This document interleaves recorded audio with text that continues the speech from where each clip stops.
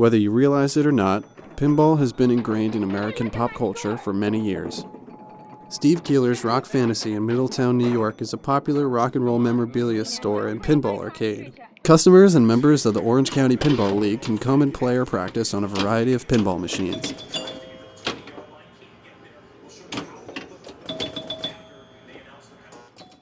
Yeah, I'm Steve. I own Rock Fantasy in Middletown. I'm a bit of a pinball fan, and I welcome you guys to my crazy residence. This house was built in the 1950s. I was born in 1960. I'm giving away my age, and I've lived here all my life. My parents moved out in the 90s. I took over the house from them. My mom would have never allowed to have all this stuff out here either. She would have had one lawn ornament. That's probably it.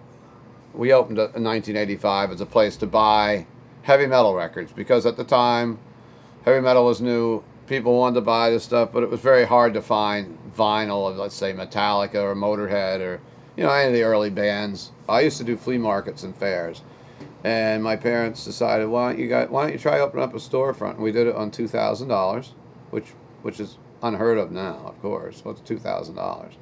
How the pinball became involved was probably maybe a year after we had the store open. We thought, I always loved pinball, growing up, going to the shore and playing in the arcades in Seaside Heights, Atlantic City, upstate Lake George.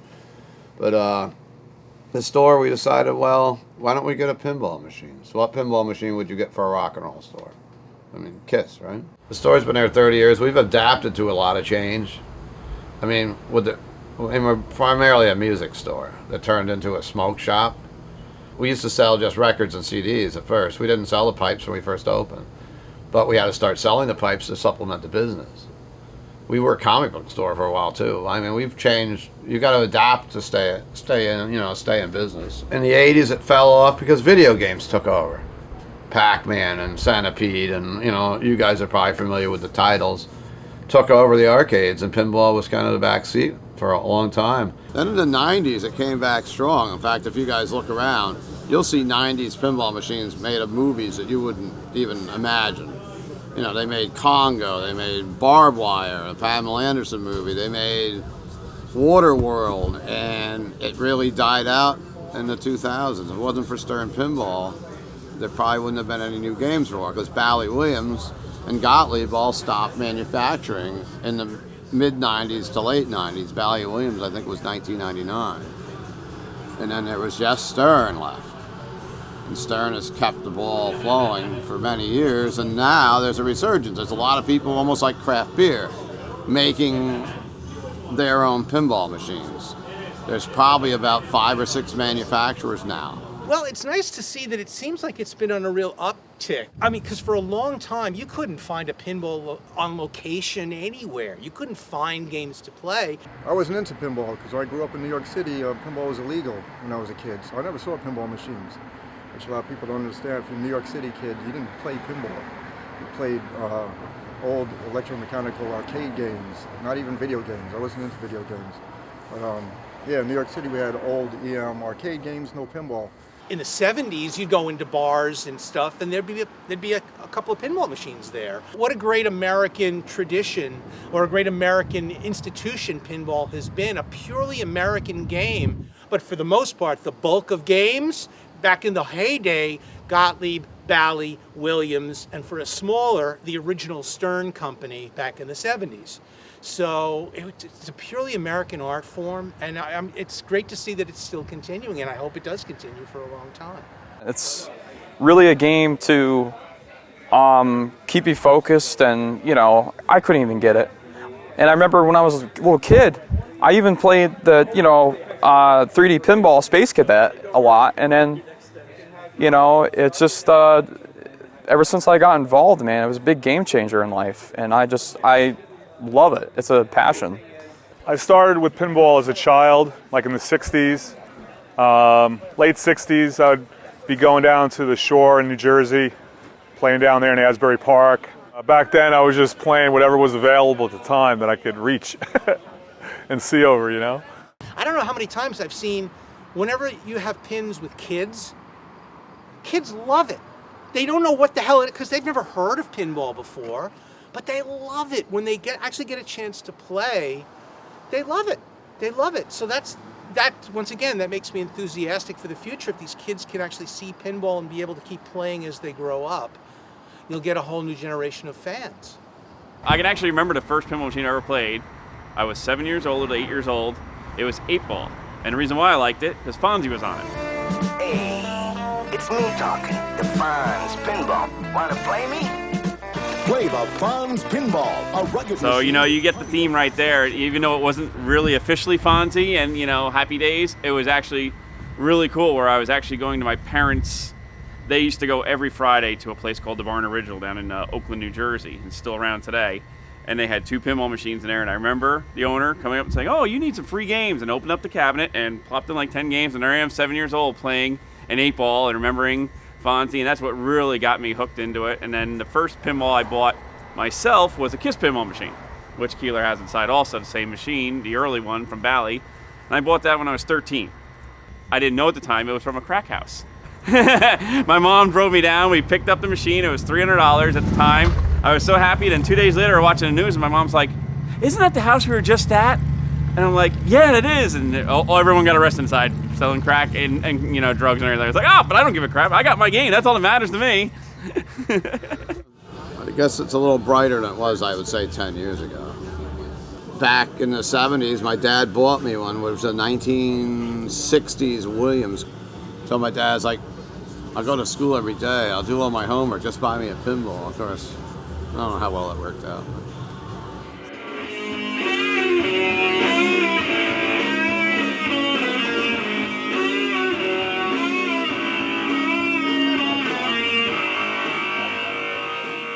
Typically when people start playing pinball, they'll play it very fast on the fly. If the ball's on a flipper, they'll hit it away. It's sort of like baseball.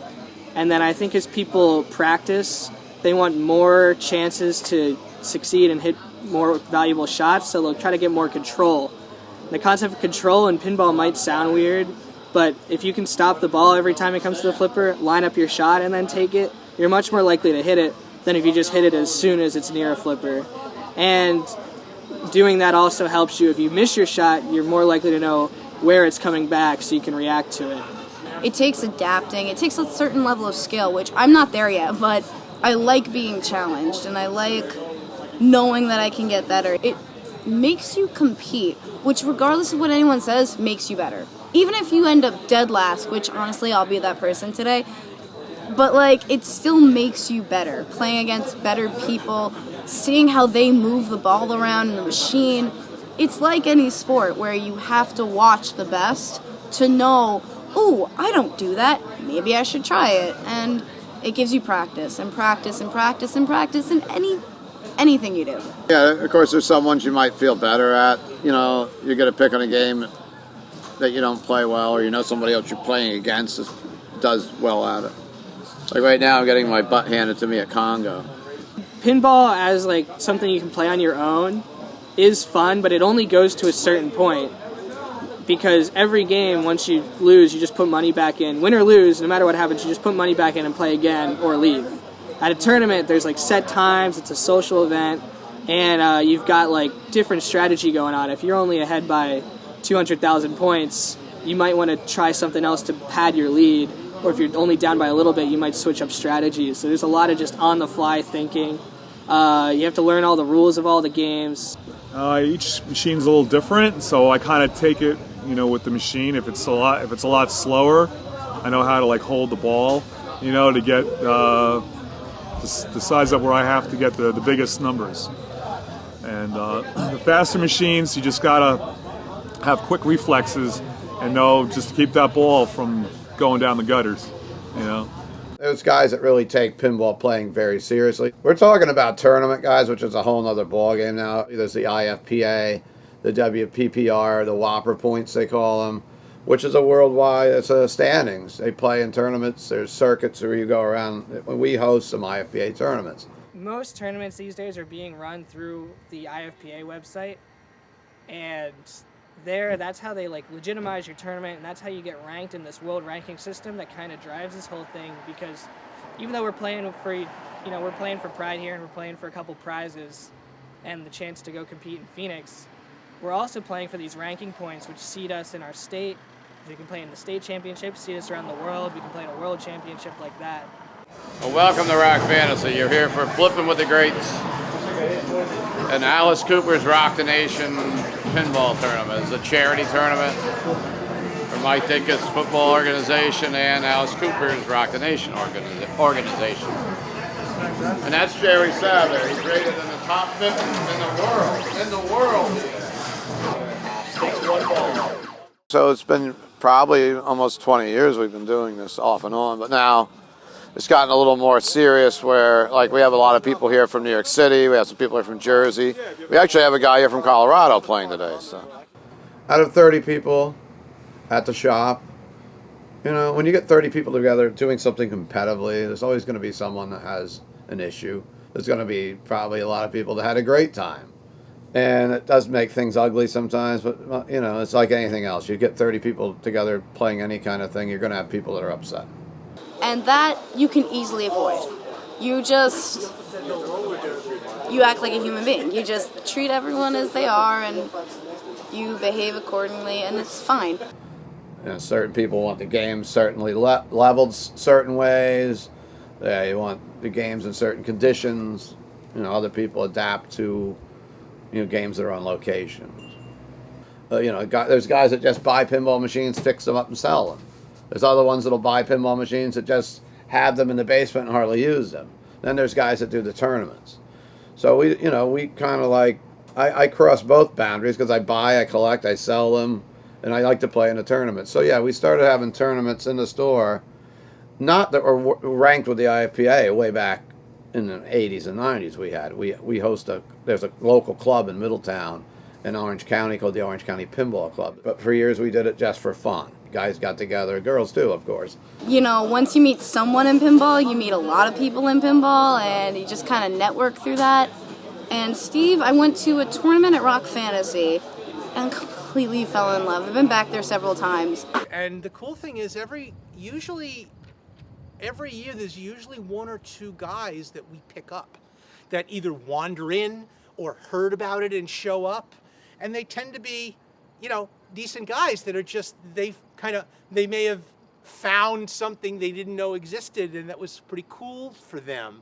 So they were like, yeah, how do I get involved? Yeah, you do this every week? At houses? Yeah, but the houses, you have to be invited. Come here first, meet everybody. It won't be a problem. There's no big screening process, but you have to make yourself, you know, introduce yourself and whatever, and then you'll certainly be welcome to come to the homes as well. So we always pick up people. And so that's, I think, one of the things that helps this whole thing grow. That's part of the social aspect is, yeah, you get a lot of friends that are just into pinball.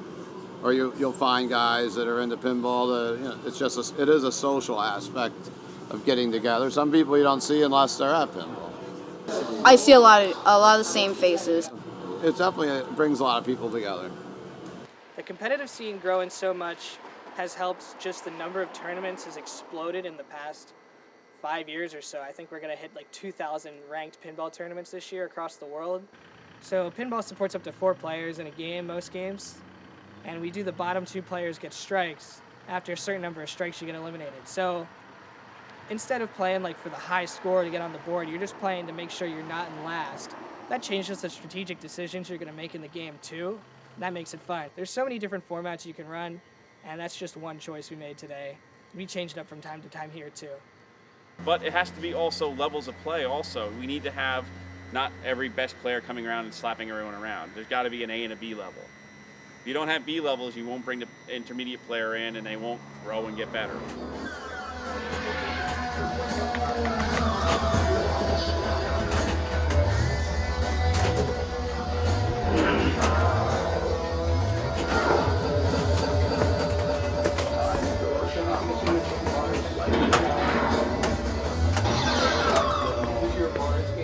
Today is the first ever IFPA tournament we've hosted here at the house.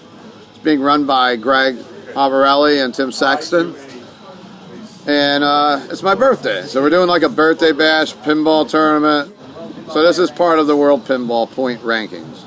I'm hovering somewhere in the 900s in the world right now. We do play for money and the points, yeah. And we're having hamburgers and pizza, so we're playing for that too. Everyone had to spend either $10 or $7 based on their pinball rank to get in the tournament, and then we're given prizes to the top 4 finishers, plus the top B finisher, who's ranked 1,000 or above, will get a prize too. The first one I ever organized was when I was in college at Penn State back in 2014. That was about a year after I even started playing. And then coming up here when I moved to Poughkeepsie, I knew about the Orange County League. There's a lot of people involved, but then sometimes Keeler wanted to run a tournament at the shop and didn't have the time to get ready, so I just help him out. And then I've been doing that since, organizing it. Because other people around here organize tournaments, but the more work that you do, the more tournaments that go on, and then the more people that get together. So it's a community effort that brings everyone together, and just everyone chipping in helps. It's tough, and it's always hard to run a tournament and play in one at the same time. They let you do that because without it, there would be no tournaments, so they kind of have to let you do that. But it's very stressful to try to run it smoothly, make all the rulings. I'm getting tapped out all the time, and then focus back on my pinball game. So if I don't win today, it's not a big deal, but typically when I'm not running one and I can just focus on playing, my goal is to win the tournament. Competition takes a lot of stamina, so I've been very wary against going to them because I don't have it. But it's worth it. When you can get the time off, it's definitely worth it because you just, like here, you'll never see machines that are here anywhere else. So it's a lot of fun, and you're definitely learning something every second you're here. And it's a cool scene that's been growing tremendously since I started playing 3 years ago. There's probably double the amount of players and tournaments. So it's cool to get to travel to meet all these people too. It was kind of replaced by other things now. I mean, back in the 70s, what'd you do while you're waiting for a pizza? Or you're doing laundromat? You'd play pinball. Now you can go on a smartphone and play a million games or go on Facebook or whatever else. So it's definitely, it's come back, but I don't know if it'll ever come back the way it was because there's other things you can do. But there's no way of reproducing this really on I mean, you can have like Pinball Arcade on your phone or something, but it's not the same as playing a game.